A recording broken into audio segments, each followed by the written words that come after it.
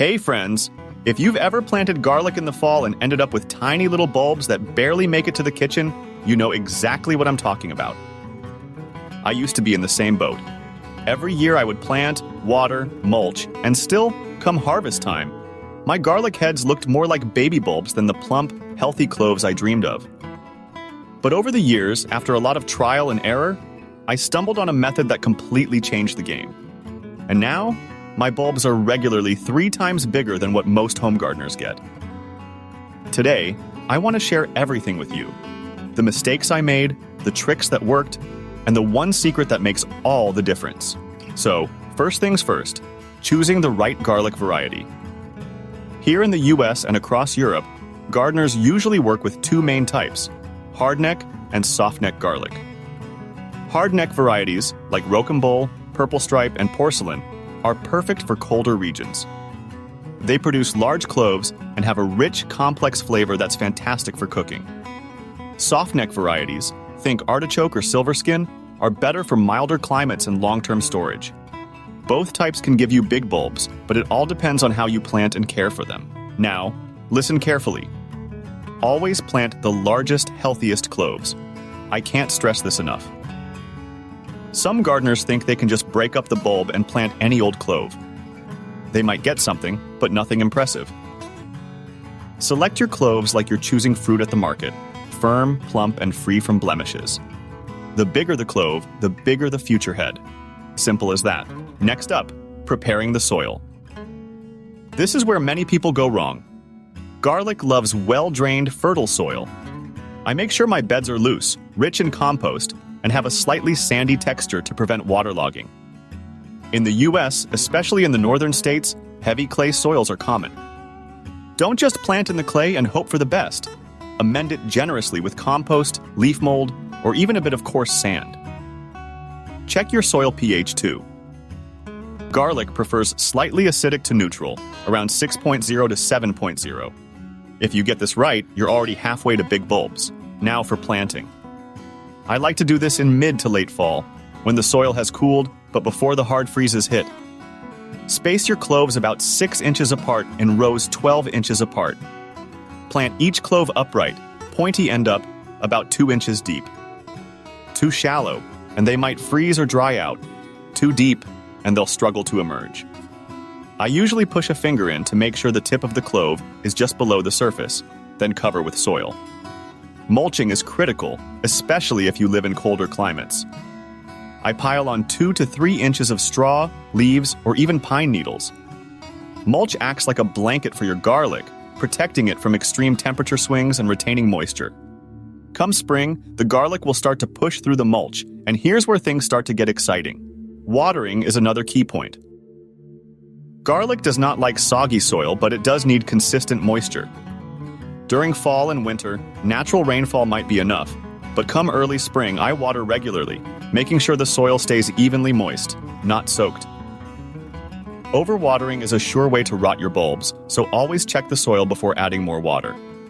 Here comes the part that really separates the average gardener from the ones with huge bulbs, fertilizing at the right time.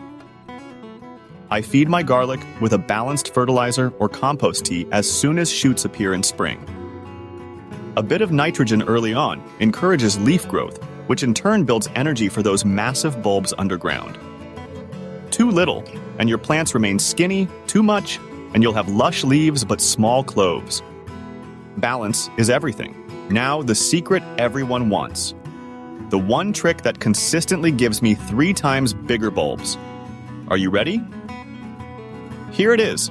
Breaking the soil gently around each clove after they start growing in early spring. Sounds simple, right? But it's amazing what happens when you loosen the soil without disturbing the roots too much. It allows the roots to expand freely, access more nutrients, and push the plant to form bigger bulbs. I usually do this twice. Once when the shoots are a few inches tall, and again just before the scapes start to curl in hardneck varieties. It's a small step, but it makes a huge difference. Scape management is another tip for hardneck garlic. If your variety produces scapes, I cut them off once they start to curl. Many gardeners leave them, thinking it's part of the plant's charm. but removing scapes redirects energy into the bulbs instead of the flower stalk. You can use the scapes in cooking. They're delicious, but leaving them on the plant will limit bulb growth. As we move into late spring and early summer, garlic starts bulbing. Watch the leaves carefully. When the bottom 3 to 4 leaves begin to brown, it's harvest time. Don't wait too long. Pulling too late can split your bulbs and reduce storage life. I loosen the soil with a fork and gently lift each plant. After harvest, I cure my garlic in a dry, airy spot for 2 to 3 weeks. I hang them in bundles or lay them out on racks. Proper curing is essential. It allows the outer skins to dry and protects the bulbs from rot. Once cured, I trim the roots and cut the stems to a couple of inches above the bulb. Store in a cool, dark, well-ventilated area. If done correctly, your garlic will last months, and the bulbs will stay firm and plump. Here's the beauty of this method. It works across the US and Europe, in raised beds, backyard gardens, and even small allotments. The combination of right variety, large cloves, soil prep, proper spacing, mulch, watering, fertilization, scape removal, and gentle soil loosening produces garlic that looks like something from a professional farm, not a backyard plot. I have had neighbors ask me, "How do you get your garlic so big?" And honestly, I just tell them it's about attention to detail and following these steps consistently. And yes, that one little trick, loosening the soil carefully in early spring, makes a world of difference. It's simple, easy to do, and once you start doing it, your garlic bulbs will never be small again. Remember, gardening is about observation. Watch your plants, see how they respond to water and nutrients, adjust accordingly. No two gardens are exactly alike, so these tips give you a strong foundation, but personal experience fine-tunes the results. And don't be afraid to experiment a little. I've tried different mulch materials, straw, leaves, even shredded cardboard, and each has its advantages. The key is protecting your garlic through the winter and keeping it evenly moist in spring. Finally, don't forget to enjoy the process. There's nothing quite like pulling a plump, beautiful garlic bulb from the soil you've tended for months.